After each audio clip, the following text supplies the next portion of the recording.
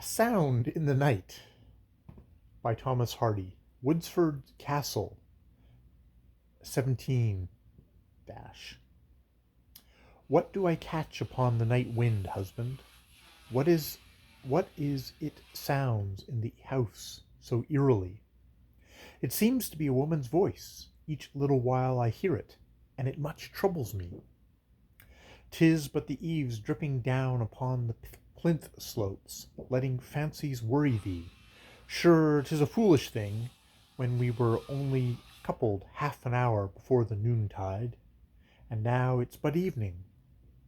Yet seems it still a woman's voice outside the castle, husband. And 'tis cold tonight, and rain beats, and this is a lonely place. Didst thou fathom much of womankind in trail or adventure, ere ever thou saw'st my face? It may be a tree, bride, that rubs his arms acrosswise, if it is not the eaves drip upon the lower slopes, or the river at the bend where it whirls about the hatches, like a creature that sighs and mopes. Yet it still seems to me like the crying of a woman, and it saddens me much that so piteous a sound on this my bridal night, when I would get agone from sorrow, should so ghost-like wander round. To satisfy thee, love, I will strike the flint and steel then, and set the rush candle up, and undo the door, and take the new horn lantern that we bought upon our journey, and throw the light over the moor. He struck a light, and breached and booted in the further chamber, and lit the new horn lantern, and went from her sight, and vanished down the turret, and she heard him pass the postern, and go out into the night. She listened as she lay, till she heard his step returning, and his voice as he unclothed him. 'Twas nothing, as I said, but the nor'west wind a-blowing from the moor ath'art the river, and the tree that taps the gurgoyle head. Nay, husband, you perplex me, for if the noise I heard here awakened me from sleep, so were but as you avow, the rainfall, and the wind, and the tree bough, and the river, why is it silent now?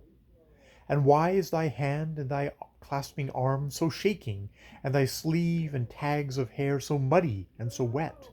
And why feel I thy heart a-thumping every time thou kissest me, and thy breath as if hard to get? He lay there in silence for a while, still quickly breathing, then started up, and walked about the room resentfully. O woman, witch, whom I, in sooth, against my will have wedded, why castest thou thy spell on me?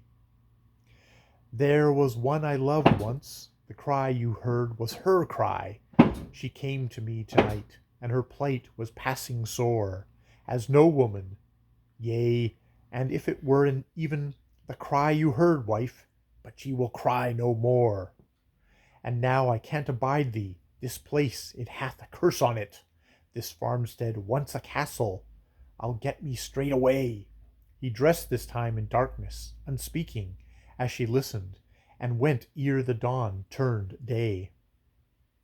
They found a woman's body at a spot called Rocky Shallow, where the Froom stream curves amid the moorland washed aground, and they searched about for him, the yeoman, who had darkly known her.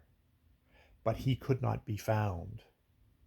And the bride left for good and all the farmstead once a castle, and in a country far away lives, mourns, and sleeps alone, and thinks in windy weather that she hears a woman crying, and sometimes an infant's moan.